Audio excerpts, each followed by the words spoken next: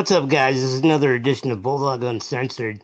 Today I got voice actor Chris Dattoli on here. New Jersey boy, video game fanatic. Has worked for many different companies, including Fox, Disney, etc. Doing voiceovers. So, Chris, thanks for coming on the show. Hey, thank you so much for having me. I'm very happy to be here. Absolutely. So, yeah. So, born and raised in Jersey? Yes, sir. Born and raised. Good deal. Jersey Good boy deal. through and through. Central Jersey. Central Jersey. Okay, so you're not Yeah. quite on the beach rather than anything.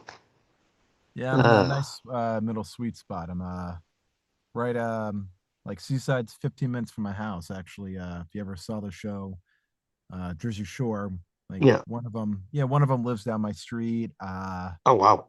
I worked with another one and salon my wife and my kids got her hair done for the wedding is actually owned by I think JWoww.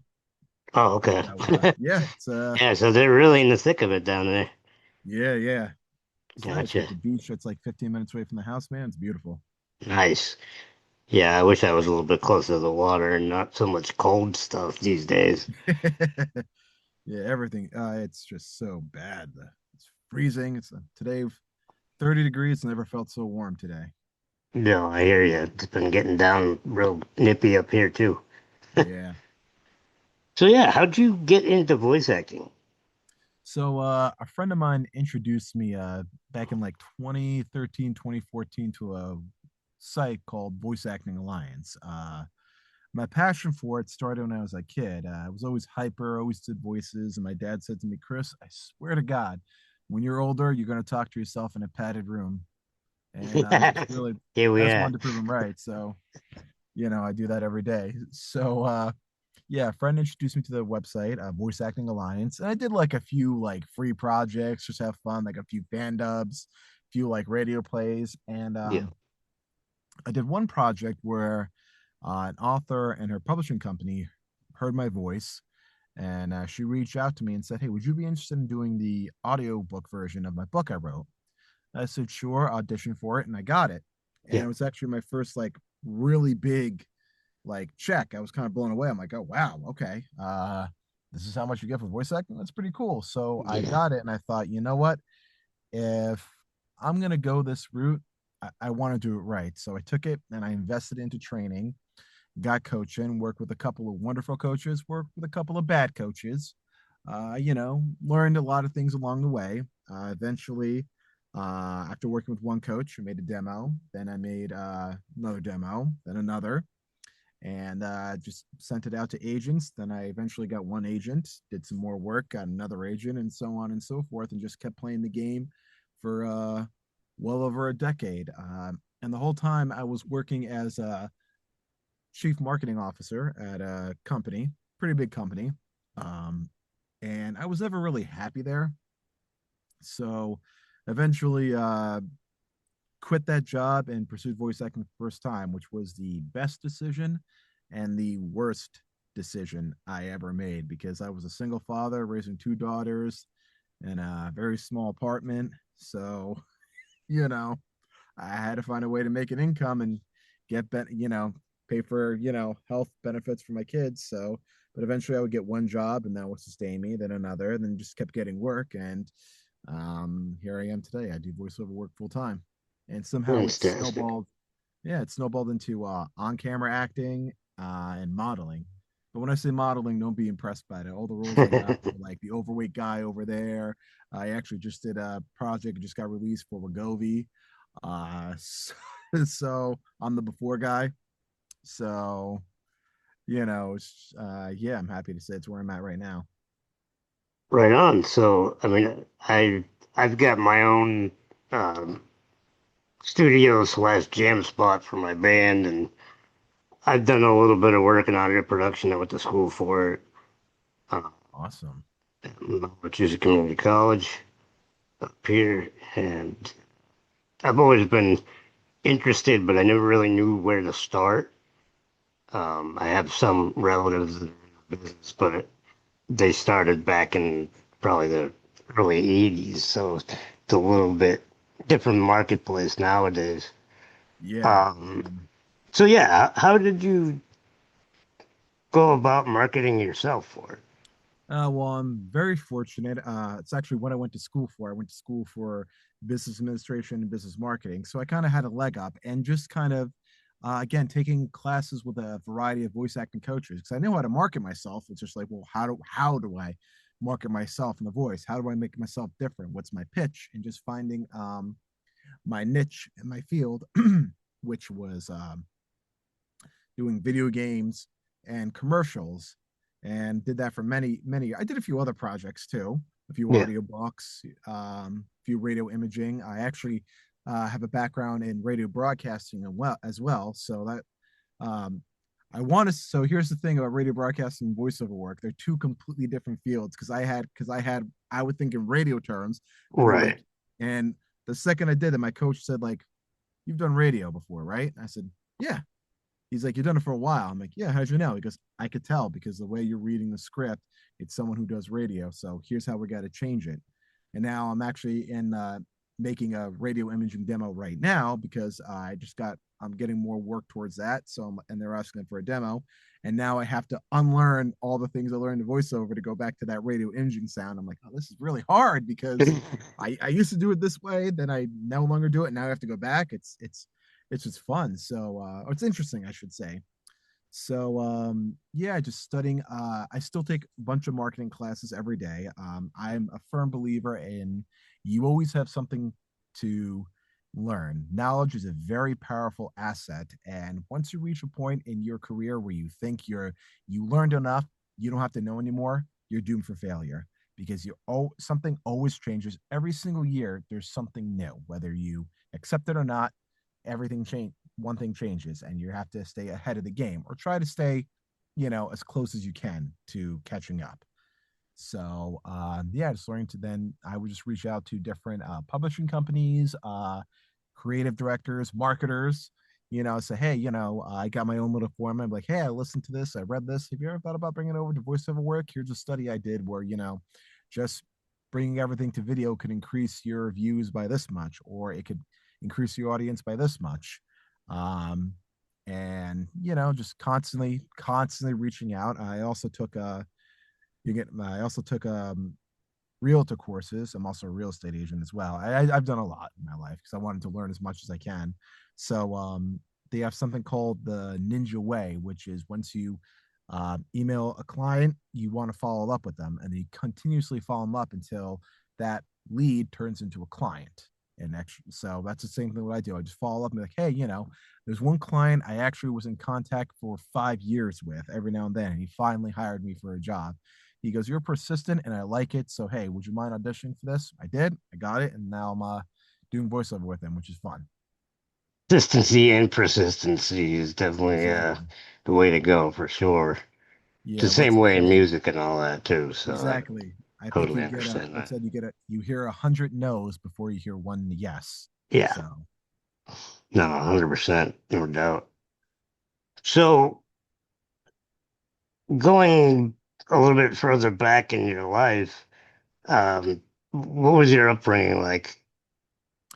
so I have come from two Italian military household, two Italian parents. So it was the opposite. There was never really any cursing. Like the stereotypical of a Jersey family, they say F this, F that, F this. Yeah, it Um, wasn't the Sopranos by any means. no, it wasn't The Sopranos, but yeah, my father every now and then would drop an F bomb, but my mom was very, very proper. Yeah, But an Italian household, I'm very proud of my parents. My father served in the military, so it was very strict. And my father was, whenever I would say he'd bring me out to say, "Hey, I need you to go mow the lawn." "Yeah, Dad, I'll do it later." Okay. One time I said, "Yeah, Dad, I'll do it." Just being a stupid teenager, "I'll do it later, Dad. I'll do it later." It was 2 a.m. My dad woke me up and said, "Hey, guess what? It's it's later." later. Stood out there with me 2 a.m. as I mowed the lawn, being so pissed off. He actually told the neighbors what he was doing, so they wouldn't get annoyed by hearing a lawnmower at 2 a.m. And I'm out there. I'm like, I'm gonna wake the neighbors. I don't care. He said later. It's later. So yeah. Uh, but yeah, he taught me a lot of great things, and my both my parents did. So very very loving family. The youngest out of I'm actually the I'm the cheer up gift. And what I mean by that is my parents, I have two older brothers. They're 6 and 8 years older than me. My father's father passed away suddenly. I think he had, I think, pulmonary edema. His lungs filled up with fluid. And the story was, I unfortunately never met him. He went in, the doctor came out and said, "Hey, your dad's doing good, doing good." He went out, came back 15 minutes later and said, "Hey, your dad's dead." And just like that, my father actually, I think, punched the doctor. Yes. And, he was very upset because, he never got to say goodbye and everything. Right, So right. my mom decided to cheer him up one night. And, you know, 9 months later, I came around. It's actually funny. The day my mom found out she was pregnant with me, both her and my dad went to the another doctor's office across the street so my dad can get a vasectomy. So, Talk about getting so one that's the way out. Jeez. yeah. And just 2 years prior, they sold all their baby stuff. And Dad's like, "Really? Huh? Well, all right. What are you gonna do?" And Yep. the doctor said when he got the vasectomy, the doctor's like, people usually come in before this happens. So, That's too funny. Yeah, I've got kind of a similar story. My sister and I are 11 months apart. So by the time she got home from the hospital with that, my dad was like, "It'll make you feel better." And sure enough, there you go. Once you get the recipe down, forget about it. yeah. Hey, so are my two older kids. They're 11 months apart. Okay, not good So, twins. Good deal. exactly. Yeah. Good deal. So obviously you mentioned video games and stuff like that. What was the first game that you fell in love with? Oh, wow. That would have to be, I'm going to go with Mega Man. Yeah. Playing the old school Mega Man games. I don't know. There was something about, oh, no. I'm very sorry. The very first game I fell in love with was an old school video game called, I think it was Blaster Master. Hmm. Old, very retro. Essentially, the story is the kid had a pet frog. The frog jumped out of its little terrarium into a landfill outside full of toxic waste and got mutated into a monster. And now the kids found a high-tech spacesuit down in that tunnel and now went out to save him. Huh. So that was, I don't know, there was something about it. It was a great game. And then right after that was another game called Monster Party. Then it was Mega Man. So fell in love with those games because it would be a bonding experience with me and my two brothers. They would play the game, and then grew up playing one system. And then when they were done, and I had a moment, I would play, and we would all kind of like huddle around each other and just play video games, just watch one person. It was way before the days of streaming, so that's how that was like our early version of Twitch, just watching everyone play video games. And Hang out in the living room and let him go exactly, at it for sure. yeah. Yeah, But I was eventually, a Mario guy initially, and then I fell in love with pro wrestling. So anything to do with that from my uh, age 5 onward was kind of all about that for a while until I oh, I found love music. pro wrestling. I haven't had a chance to watch it lately, um, but I was a big. My favorite wrestler was Undertaker and Shawn Michaels. Good day. Yeah, I was never. I think Hulkamania was. I passed him because Yeah, by the time I started watching wrestling, I think it was had to be '90s when I was 4. I remember Saturday morning wrestling would be on for a little bit. yeah, Uh, yeah, I remember Jake the Snake Roberts. I remember seeing Macho Man. I think I just missed Andre. yeah, But yeah, but I got right in the peak moment where the Attitude Era came out, yeah. So and you're around my age anyways, so that works. yeah, Think so for sure. Sean was always great. Taker's a huge role model all the way through his career for me. And now he's into podcasting, so I watch his show quite a bit. yeah. Uh, It's funny for like 30 years he would say maybe one or two sentences, and yeah, now and I when the second I heard him speak, I'm like, there is no way that's his actual voice. Like yeah, his, right. and I'm like, wow. Because I met Mick Foley years ago when his book came out. He was at a book signing, and I went there and I said, "Ah, what's it like in the ring?" He's like, and he was busting my chops. He goes like, "So I'm your favorite wrestler?" I'm like, "Well, I'm gonna be honest. It's the Yeah. Undertaker." He goes, "You know what he sounds like?" Yeah. I'm like death? Like what? He's got a deep voice. He goes, "No, he's got a quite a high pitched voice." I'm like, "There is no way." And I heard him like, it's not high pitched, but just that accent really threw me. He doesn't look like a Texan right off the bat, but wait, Yeah. sure is. So, anybody looking into getting into voice acting, what's like five things you would recommend to start out? Um, Figure out what field you want to get into, whether it's you want to do video games, radio imaging, animation slash cartoons, audiobooks. Make a demo for that. And in addition to that, also make a commercial demo because a lot of the work you get is going to be commercial. Yeah. So you could just make like that one demo because I would always advise people to make two demos, one whatever field you want to get into, and commercial. But now you can just kind of make whatever field you want to get into. Uh, Vet your coaches because ever since the pandemic, everyone came forward and said like, "Oh yeah, I could be a coach. I could be a coach. I could be a coach," and they're not qualified. And when I say that, it's they only did one type of voiceover work, and really not so many. They may have got one or two jobs, or they'll try to scam you on, "Oh yeah, go on this website that takes complete advantage of voice actors. Let me sell you a class on how you can be rich on it," and then they sell their same formula to all their students and everyone's doing the same thing. So they're not going to get work. It'd be that. Have thick skin. You're going to, like I said, you're going to hear 100 no's before you see a yes. You're going to audition. I probably do every year, maybe 1,000 to 1,500 auditions every single year. And I maybe get 20% of that, probably less. Maybe, you got to realize it's a marathon, not a race. If it was easy, everyone would do it, but only well, nowadays, see, everyone does do it, but there's only a select few who reach over the certain threshold where the IRS would consider your income actually work instead of a hobby. So, yes, Kind of make numbers are we talking when they look at that? so like usually like a lot of times many voice actors would make like part-time income would be considered around like 30,000, 35,000, which if you're doing what's called ADR work for, let's say, Funimation, Okay. not Funimation, Crunchyroll. Right. The pay scale for that is different than doing ADR work for like a movie or doing an e-learning. Let's say you get maybe $50 an hour, you work for 4 hours, that's $200. Not a bad deal, $50 an hour. But for 1 hour, I could do a training video for 1,500. So which one am I going to take? And I don't Yeah. have to scream, I don't have to shout. I just talk how I normal talking right now.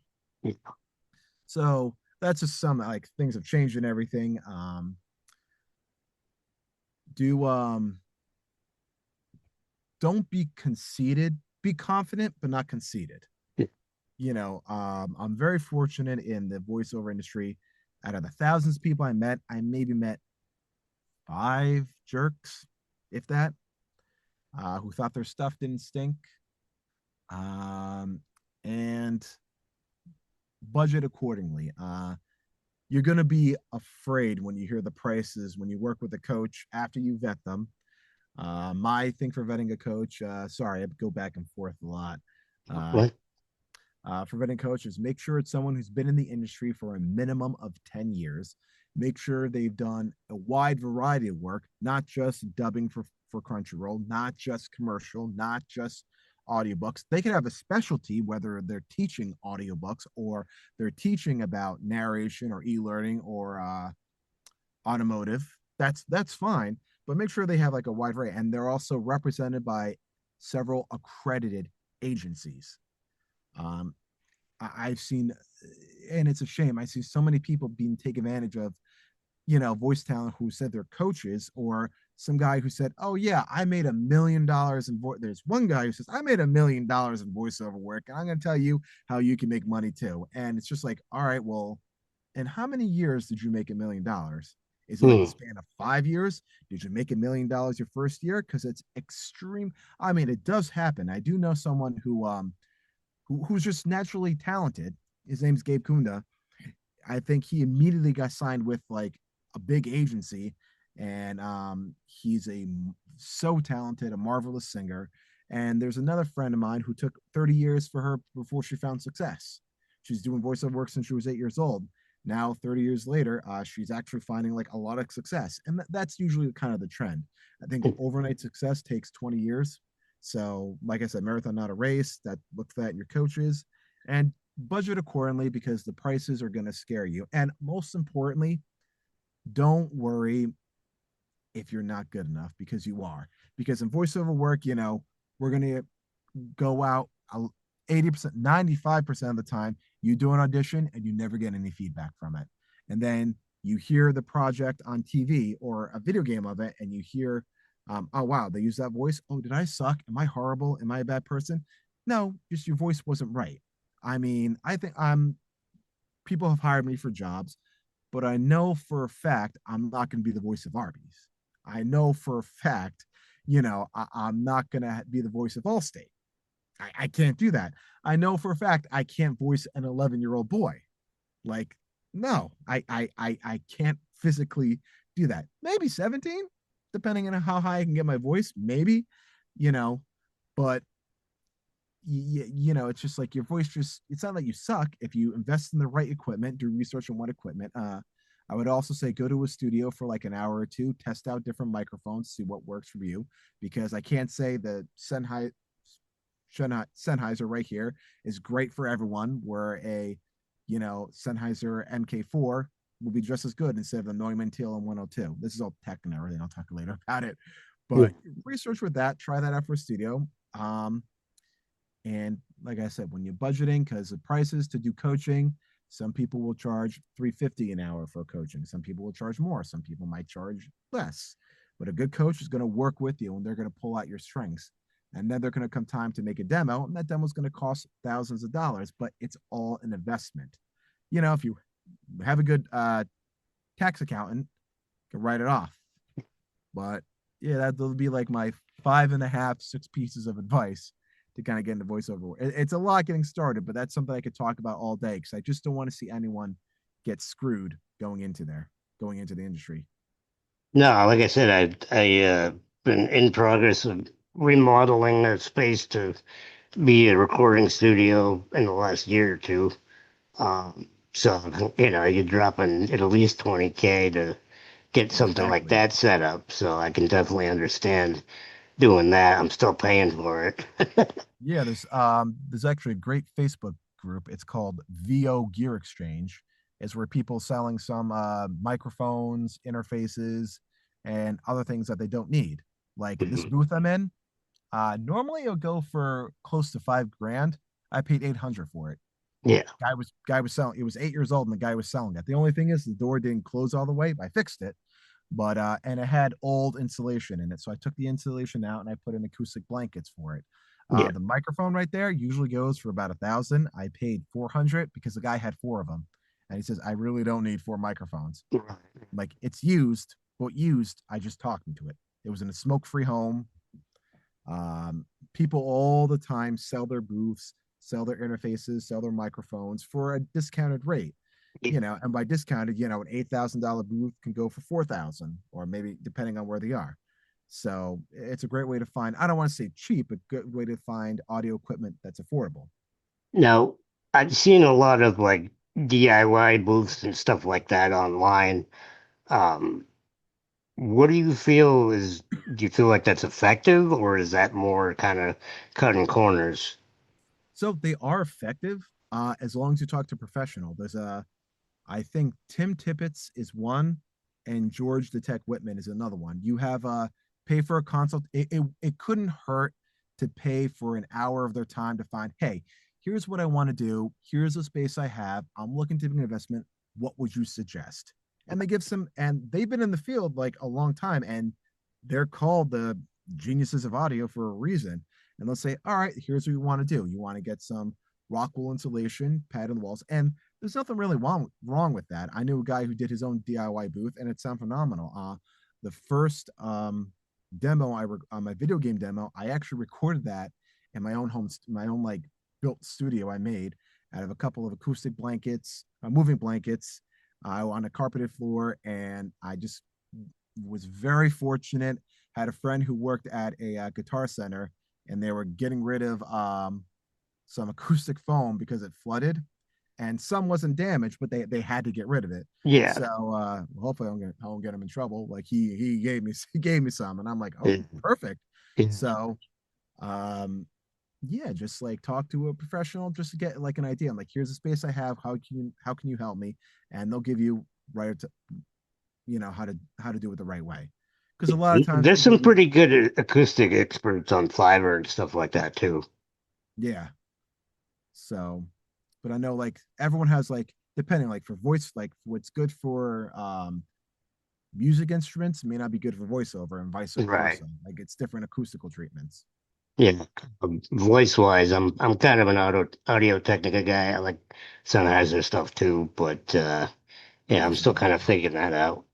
Yeah, Um, and the funny thing is during the pandemic, everyone said like, "Oh, you have to have this stuff in your studio." One of them was the Neumann TLM 102, which the mic goes for about 1,200, and the yeah. 103 goes for over like 2 grand. And I said, I don't have. I'm eventually I got that mic. I said, I don't have that. I have the Sennheiser MK4, which is the same exact thing because Sennheiser owns Neumann. It Yeah. is literally the same mic, and that mic goes for $400. That was the only mic I bought new. Everything else I bought secondhand, and everything works well. Right. And No, I mean it's just a matter of doing your research and really exactly, knowing what you're looking at for sure. So, out of all the stuff that you've done, what do you feel like came most natural for you, whether it was video games or commercial, that kind of thing? it's always been video games, and as sick as it sounds, it's always been villains. I don't know. There's something cathartic for me to completely disconnect myself because I'm not a bad person. I think I'm an Italian from the Jersey Shore, so I throw an F bomb here and there, you know. But I'm not evil by any means. Uh, but to like completely disconnect myself, and to slip into that villain role, it's just so powerful, and I love it. And it just I immediately connect with it, and just my mind goes to a different place.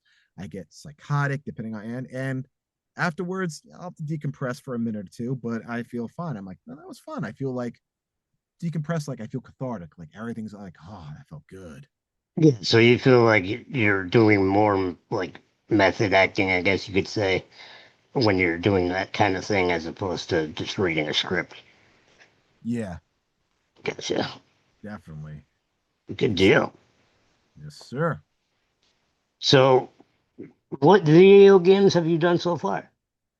One that just came out. It's called Identity V. I play Muro, I believe his name is. I freaking gotta remember the stuff I do. Konsui Fighter, Armor 3. Um, it's going through my mind. A couple other things. I should have it written down already. There was one Konsui Fighter. There was a video game called Brigandine Grand Edition. It was an old school PS1 game. They brought it to America, and they were looking for an English cast. I did a number of characters on there. Actually, two of the main characters, both villain. We'll say Mhm. one. Well, one was in between. Let's see. Bunch other. I just have to check. Um, I'm horrible at that because usually once I do a project, I usually just forget it and do another one. Yeah, you're on to So the next thing. yeah, I don't like to too much focus on a past role because I don't want it to define me. I just want to go. I want to be very versatile. Now, based on somebody at your experience level, what do you usually charge for your service? It all depends. I Yeah. have a list of I have a if there's anything I'm unsure of, there's actually a website I go to called the Global Voice Acting Academy. Okay. They actually have an area which is a GVAA rate guide. Friend of mine, David Toback and David Rosenthal, Well, actually, David Toback, I believe, wrote it. David Rosenthal is the president of the Global Voice Acting Academy. They made it so right there on the website it says rate guide, and it shows tells you what you should charge for union and non-union. So let's say if it's radio, for example, Right. for because SAG eligible, I have not joined SAG yet. Still on the fence about it. Depending on it, if it's streaming, paid ads, what have you. If it's uh, let's say if it's regional, if it's going to be in the radio for 1 month, I'll charge something along of $400. If it's a year, I'll charge maybe 1,500. If it's just like a tagline, like just saying the name product, 150 each, depending. So you mentioned the SAG award type stuff. Um, what difference does that make when it comes to clients and whatnot? So it's a powerful thing to say, hey, I'm a union actor. I'm in SAG. I'm the Screen Actors Guild. Um, but there's a lot more work for non-union than union because as it was explained to me, hey, it's wonderful to join a union, but no, when you join the union, your competition is Beyonce, Bradley Cooper, Tom Cruise. They're all in the union, and that's also your competition. Yeah. So you got to ask, is your resume strong enough to join? Uh, I think I'm one job away from being forced to join. At this point, I feel my resume is contending enough to go join. And also my competition by joining union, my competition are the Tom Peppercorns, the Todd Harbricks, the Urenthals, the Steve Blooms, Laura Bailey's. Like that's I have to realize like I'm going up against them. So, and when I mean going up, and like I should like those I'm competing with. Right. It shouldn't discourage you because joining the union, there's a lot more benefits to joining. The pay is a lot higher, and being on set for a union talent because I want to do on camera work. It's a lot different than non-union. I'll tell you that. You get a lot more breaks. You get a lot more money. If they're over like by a minute, you get an extra, extra bump in your pay. I'm like, oh really? And I'm not a person to go out and be like, hey, look at me. When I go on the set, I'm very professional. Try not to be demanding at all, which I'm really not. They kind of treat me like royalty, which I'm like, well, I shouldn't say like royalty. They treat like everyone in SAG like royalty. And it's just I'm not used to this. And I go home and get yelled at by my kids and wife, and I'm like, it was nice Culture for a little shock while. and that whole thing. Yeah. No, I get that. Yeah, so anybody that's not familiar with audio stuff, where's their best starting point with trying to get into the field? Coaching. Definitely you Coaching, want to get 100%. coaching and think like, what are you really passionate about? Now I know a lot of people, they're very passionate about working for Crunchyroll and doing anime, Yeah. which I mean that's what inspired me. That's kind of why I want to get into voice acting, that in video games. But you got to realize, okay, you could do that. But no, it's a very niche field. They do kind of use the same actors over and over and over again, and you have to live in Texas. So I Now, believe why Texas? now in Flower Mound, Texas, around the Dallas Fort Worth area. Primarily, I mean that's the thing. Everyone I know that works for that company lives in Texas. Um, Oh, okay, so they're based out of there they're based out of specifically. Texas. Yeah, the former Funimation studio, which now was purchased by Crunchyroll. Uh, that's great. So like say so you want to do more cartoons. All right, do like or animation. Make an animation demo. Uh Video games, make that video game demo. Just think what field you want to get into and find a good coach for that. And then don't sell yourself short. I'm a big advocate against Fiverr, against another website called voices.com. Mhm. Uh the reason being is because they'll take a job, they'll tell the client, all right, it's going to cost you $2,000 to put up the job. All right, we're going to pay a voice actor. We'll pay you $300, and then they'll pocket the rest. It's very, very sleazy tactics, and hopefully they don't come after me by me saying that. But and I know for Fiverr, when you do go for agents, when you do like look for agents to get accepted, by them. If they do research on you, and if they see you're on Fiverr, they think, well, if you only charge $5 for your services, how the hell am I going to make any money off your Yeah. voice? Because that's the thing. It's a partnership. They're making money off, by them submitting you for jobs. They do get a small portion of it. That can range anything to 10 to 20%. So, you know, if you're charging $5, what's 20% of $5? Nothing. So, yeah, you may do a lot of them, but I don't want to work that hard. I don't want to do 500 jobs in one day and rake in, 2,500. I want to do the one job that pays me 2,500 plus I get a residual check every year for 500. Smarter, not Yeah. harder, folks. Yeah, smarter, That's not the way to harder. go. Absolutely. I tell people that all the time. And anything really, if you can figure out a better way, do it. Yeah.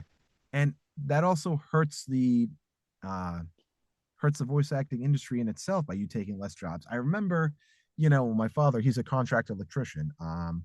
He taught me something that he says, whatever you do in life, you put your name on it. Because when I was at a job, I would always see him clean up other people's mess and then fix that. And I was like, Dad, why are you cleaning up someone else's mess? Like they didn't do it. Like you didn't do this. Why are you fixing up? He said, because that's my name. Because they're gonna look at this. I was the last person here. I'm leaving a good impression. And I'm like, okay. So you're putting your name on it. That's sound So advice for sure. yeah, so that's why he always charged well for his services. Now there's people in the business who's going to undercut, who's going to say, "Oh, they're going to charge you 500. I'll do it for $200." And now people think like, "Oh, I can get my entire house rerouted for $200." You know, and everyone's like, "No, are you kidding me?"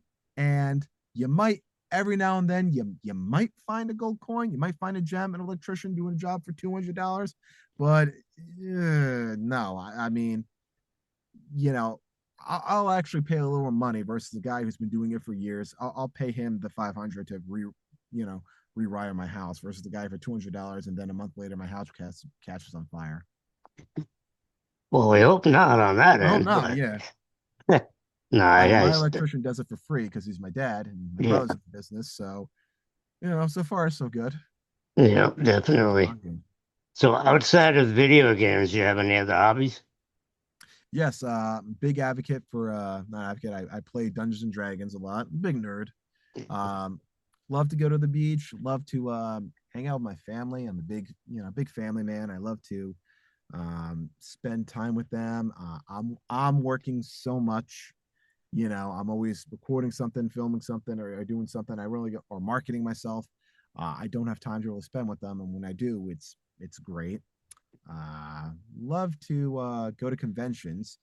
Haven't been to many lately. And when I mean go to conventions, not as a guest or as a speaker, actually Yeah. go and enjoy a convention without like my marketing brain going like, oh, go over here, you can do this, you can do this. Just to actually because it takes a lot for me to disconnect. I I'm feel you there, fortunate. brother. I'm always Yeah, on the I'm go when it comes to that stuff too. yeah, I'm fortunate my wife like understands how my brain works sometimes and would tell me like, we're here on vacation. So Yeah. and uh just love to really relax. Like I said, playing D&D, video games is again a big one. And sometimes just sit on my porch with a cup of coffee and just The love little what I'm cooking things. too. Yeah, just to do that for a few hours, or even one How, hour, even how 15 about minutes. music? Do you have anything preference Uh, wise? big on music. Grew up in the 90s, so alternative, Nirvana, then punk rock, then pop punk rock, then emo, all the genre. Now and then working in radios made my ears adapted to all types of music. I'm actually big when I coach. I think I'm using the power of music to influence you. I actually have a whole playlist on my phone and Spotify of what music that inspires me to get into villains, what makes get into heroes. And it could be songs, instrumentals, what have you, and just listen to them. Like my favorite song if I really want to get into a dark place, I always listen to the Moonlight Sonata by Beethoven. There is just something I think it was probably playing Resident Evil when I was young, hearing them play the piano. And there's just something I connect with, just very mind warp. Maybe seeing Interview with the Vampire too with Tom Cruise. It's just eerie. and I just completely lose myself when I hear that. Um, and I'll use that to inspire. I use that to meditate too, because that's a big thing. You have to clear your mind out of all the junk. Just kind of sit there and just like It's now. really hard with the amount of information we're all processing on a given time. Exactly, yeah. Especially now, and my wife. This always annoys my wife. What I'll do is when we watch a show or we watch a movie, I never watch it. I always kind of like pick it apart. I'm like, oh, they went with that type of filtering light. Oh, they're using that. Okay. So I see the way they shot that. She'll look at me and go, can you stop? Can you just enjoy the freaking show? And I'll go, all right, all right. So now I actually will watch the movie, then I'll go back and dissect it. Yeah, I'm like that with music. I mean, I've been in Yeah. and out of bands since I was 19, and I lean towards the heavy metal stuff, but I've played Oh wow. everything, country, blues, you name it. That's actually what attracted me to my wife. I met her on a Plenty of Fish, and her screen name was Metal Chick. And I'm like, huh.